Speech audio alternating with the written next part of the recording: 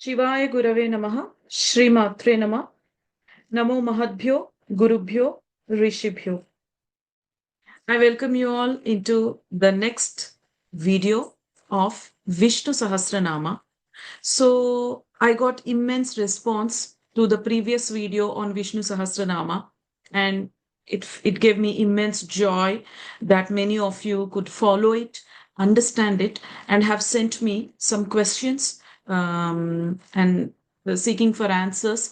And you are asking me questions, and it clearly means that you are trying to understand. So you're putting an effort to understand what I was trying to explain. So I thank you all for that. And I'm here today to give you answers for the questions that you have sent me on my mobile, and for the questions that you have typed in the YouTube comment box, and also for the questions that you have emailed me on my mail. So let's look at the questions. So the first question that you have asked is, ma'am, you have mentioned that Vishnu Sahasranama has immense potential and power to facilitate healing. Okay, but is there any scriptural reference for that? If yes, then where is it? So this was the question sent by a sadhak. Thank you for the question, whoever has sent it. So I'm going to answer this now. So the first one is, we have an answer in Charaka Samhita. I found out two answers. One is in Charaka Samhita, and the second one is in Mantra Maharnava. So first, let's look at what is there in the chapter 8, verse 311 of Charaka Samhita. So I'm displaying the shloka on the screen. Please kindly have a look. विष्णुं सहस्रमूर्धानं चराचरपतिं विभुं स्तुवन्नाम सहस्रेण ज्वरान् सर्वान् व्यपोहति. I'm reciting it again. विष्णुं सहस्रमूर्धानं चराचरपतिं विभुं स्तुवन्नाम सहस्रेण ज्वरान् सर्वान् व्यपोहति. So Charaka is very clearly mentioning in chapter 8 and verse 311 that when no medicine is working for a patient, you have tried all kinds of medicine and nothing is giving relief, nothing is subsiding the illness of the person, then such a person must recite Vishnu Sahasranama. This is the meaning of that. And the second proof is from Mantra Maharnava. Please kindly have a look at the shloka that I'm displaying on the screen. अनेन मन्त्रितं भस्म विषग्रह महाभयान् नासयेत् अचिरात् एवं विष्णोर्नाम प्रभावतः. I'm reciting it again. Please kindly have a look. अनेन मन्त्रिणं भस्म विषग्रह महाभयान् नासयेत् अचिरात् एवं विष्णोर्नाम प्रभावत. So this means that when one sanctifies the sacred ash, that is the bhasma or vibhuti, with Shri Vishnu Sahasranama, and when this ash is consumed as medicine, all the poison, ghosts, grahas will perish and one will be fearless. So this is mentioned in Mantra Maharnavam. Mantra Maharnavam is a standard text on mantra and tantra. So these are the two scriptural references that are saying that Vishnu Sahasranama can facilitate healing and can induce healing. I hope you got the answer. Now let's go to the second question. So the second question that many of you have mailed is that, ma'am, how are you mentioning these about these Sahasranamas, about these shlokas, about these stotras, and why do you think that they would work? This is the second question. So for this also, there is a shloka There is a shloka reference from the scriptures, and the shloka is, please have a look on the screen and you will know.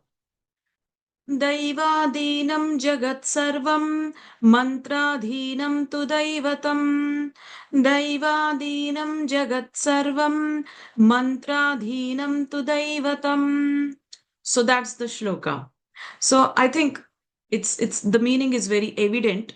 Daivadinam Jagat Sarvam means the entire cosmos, the whole Brahmanda is in the control of the creator. Now, mantradhinam tu daivatam. But the creator's heart is at the mantra that is recited by the sadhak. Is it not enough proof that in order to get the attention, get the blessings, get the grace of the supreme deities, we can chant shlokas and stotras? I guess you got enough proof now. So let's move on to the third question. The third question is, many people have mentioned, ma'am, okay, you have mentioned the importance, the beauty, the healing powers of Vishnu Sahasranama. Well and good. We are happy. But we have been reciting Vishnu Sahasranama since ages, but we couldn't see much result. So just try to understand, it is not enough to keep consuming a medicine. You need to follow the protocols. You need to follow the procedure. For example, if you have to get rid of headache, you need to take 1000 mg of paracetamol. In the country where I am living in, they prescribe 1000 mg of paracetamol in order to get rid of any pain. If you take 100 mg, it may or may not work. If you take more than 100 mg, it becomes too much. So you just need to know the exact prescription, how to take. So in a similar way, even with regards to Vishnu Sahasranama, you need to know the prescription, the protocols, the procedure, how to do, what to do, when to do, how many days to do. So all this you need to understand. So now let's look at the prescription that is mentioned by Bhishma himself. The Bhishma Pitamaha who gave the Vishnu Sahasranama, he himself mentions Bhaktiman Yatsada Uttaya Shuchihi Tadgata Manasaha. Bhaktiman. You have to recite Vishnu Sahasranama with bhakti. What is the meaning of bhakti? Many people don't understand the meaning of bhakti. It means two things basically. Akhanda Vishwasa combined with unconditional love for the deity. What is Akhanda Vishwasa? Again, unshakable faith, paramount amount of faith, utmost faith, belief, total surrender and belief that the deity that you are worshipping is going to protect you, take care of you, elevate your issues. So that kind of faith one has to maintain, and faith along with love for the deity. That is called reciting the Vishnu Sahasranamam Bhakti Purvaka. Bhakti Purvaka recitation means these two things. You need to understand very carefully unconditional love for the deity, and in addition to that, Akhanda Vishwasa, utmost faith. That is the first characteristics that Bhishma Pitamaha has mentioned. The second one is Yatsada Utthaya. That means recite it by being awake. What do you mean by awake? You are awake. You are not doing it while sleeping. You are not doing it in your dream. What does it mean? Awake essentially here means that you need to be alert while doing the Vishnu Sahasranama. What do you mean by alert? What do you mean by alert? It means total focus and undivided attention. So that's why knowing the meanings is important. It's not compulsory to know the meanings. I wouldn't say it is nowhere mentioned that it is compulsory to know the meanings, and only if you know the meanings you'll get the benefits of chanting Vishnu Sahasranama. There is no such rule. But what personally I feel is, if you know the meaning of the shloka, if you know the meaning of the mantra that you are reciting, your mind, stuck. Your mind stays there when you know the meaning, isn't it? If when I say Neeli Megha Shyama, you visualize Lord in blue color, isn't it? So that's what. If you do not know the meaning, what would you visualize? How would you visualize? But please try to understand, remember that there is no compulsion that you need to know the meaning. Even without knowing the meaning, you can get the results. But if you know the meaning and chant, then it would be even more wonderful. It would be phenomenal. It would be amazing. Okay, so that's what Yatsada Utthaya means. That is the second quality. First quality, doing with bhakti. Second quality, Yatsada Utthaya. Third quality is Shuchi. Shuchi means what? Shuchi means cleanliness. So, Bahya Shuchi, Antar Shuchi. That means you need to take bath. That is Bahya Shuchi. And how does Antar Shuchi happen? Antar Shuchi happens by Achamana. So you must be knowing about Achamana. You take a spoonful of water in your right hand, Om Keshavaya Nama, and then you consume the water. Then you take another spoonful of water, Om Narayana Nama, Om Govindaya Nama, Om Keshavaya Nama, Narayana Nama, Govind, Om Vishnave Nama, Om Madhusudanaya Nama, Om Trivikramaya Nama, Om Vamanaya Nama, Om Sridharaya Nama, Om Rishi Keshaya Nama, Om Padmanabhaya Nama. So you chant all these mantras along with water. That is called Achamana.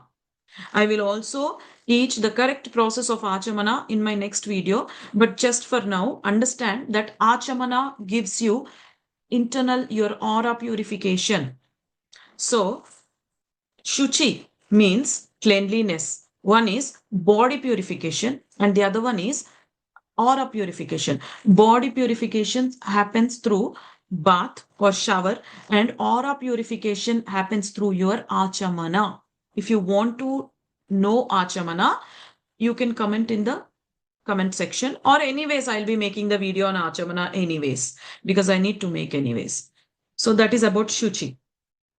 Next thing, the fourth quality that Bhishma Pitamaha has mentioned is Tadgata Manasaha. What does it mean? Recite by placing completely your mind, your heart, and your soul on the entire Vishnu Sahasranama. But I have read in some book, somewhere I have read that focusing for such a long time may not be possible. Practically speaking, I'm talking about the practicalities of the issue. Then what? What should we do? At least if you are able to focus on some of the namas initially, and then practice focusing on more and more as you go chanting, as you chant every day. That is one way of developing the focus. So do not get demotivated that you are unable to put your whole undivided focus, complete concentration on the entire Vishnu Sahasranama. It's practically impossible on the very first day. Yes, through practice, it comes. There are some people who can easily meditate while chanting Vishnu Sahasranama, but it's not everyone's cup of tea. That's the practicality of the situation, but you should not get demotivated by it. You should try to achieve that, attain that state by practicing every day. Today you will focus on the first three names. Probably all the remaining names you might chant robotically. Tomorrow you might read first 10 shlokas and the remaining things robotically. Day after tomorrow, you might focus on the first 30 shlokas and the remaining ones robotically. Like that, you keep increasing your focus on the shloka, and it comes by practice. With practice, nothing is impossible. Okay, so that answers your question, like why it is not working. If it is not working, you need to check, are you creating any depth in any of these four qualities? What are those four qualities? Bhaktiman, Yatsada Utthaya, Shuchi, Tadgata Manasaha. Okay. Next question that can arise is, ma'am, in your last video, you said that Taking bath is not necessary for Vishnu Sahasranama, but now you are saying the third quality, Shuchi, we need to take bath. You need to, please focus, this needs to be understood carefully. I said two things in yesterday's video also. And in today's video also, I'm saying again, there can be two reasons for which you are chanting Vishnu Sahasranama. One is for all your material benefits or healings or for money or for studies or for marriage, whatever desire you have. One is for desires. Okay. Second one is you are chanting Vishnu Sahasranama because you love Narayana, because you love Krishna, because you love Vishnu. You don't have any other motive. So if you are chanting Vishnu Sahasranama with a motive of just getting the grace and blessings of Vishnu Sahasranama, but you don't have any other desires like marriage or wealth or money or focus or children, no other desires, then in such a case, even not taking bath cannot separate you from your Vishnu. Even not taking bath is cannot be considered as an excuse for you not chanting Vishnu Sahasranama as per Shastras. You understand? The scriptures and the Shastras are saying if you are doing for any manifestation, any goal manifestation, any health, then you need to take bath and do it properly. But suddenly you're brushing your teeth and suddenly you remember Vishwam Vishnur Vashatkaro Bhuta Bhavya Bhavat Prabhu. Yes, it's okay. Let it go on in your mind. There's nothing wrong. I hope you got my point. If you still got any questions, please put it in the comment box and I'll send a reply. The next question, one sadhak questioned, ma'am, do we need attunement or upadesha or Shaktipat Diksha of Vishnu Sahasranama? So, as far as I know, and as per the instructions of my Guruji, no Upadesha or Shaktipat Diksha or attunement or initiation is needed for Vishnu Sahasranama. Vishnu Sahasranama can be recited by anyone belonging to any caste, any religion, as long as you are having utmost faith, belief, respect on Sri Mahavishnu, Krishna, and Lord Narayana and the Vishnu Sahasranama. As long as you treat it with respect and with faith, yes, you can go ahead and chant it happily. Okay, so the next question that you have asked is, ma'am, I belong to so and so caste. Can I do Vishnu Sahasranama? Yes, of course you can do. Your no caste, no religion is exempted from doing Vishnu Sahasranama. Vishnu Sahasranama can be done by anyone, can be done by everyone. So some people have texted, I'm just seeing this, some people have texted that their partner has expired, passed away, can they do Vishnu Sahasranama? Your marital status, whether you are single or not, whether your partner is alive or not, has nothing to do with connecting to your God, especially using Vishnu Sahasranama. You need to understand that.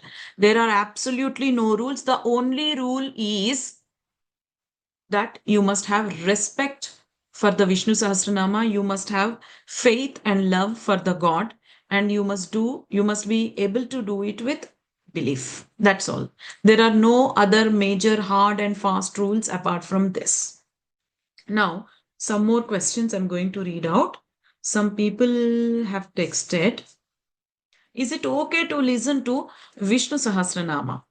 So Bhishma Pitamaha himself mentioned in the Mahabharata, if you read those shlokas, Bhishma Pitamaha himself mentioned that you can either listen to it or chant it.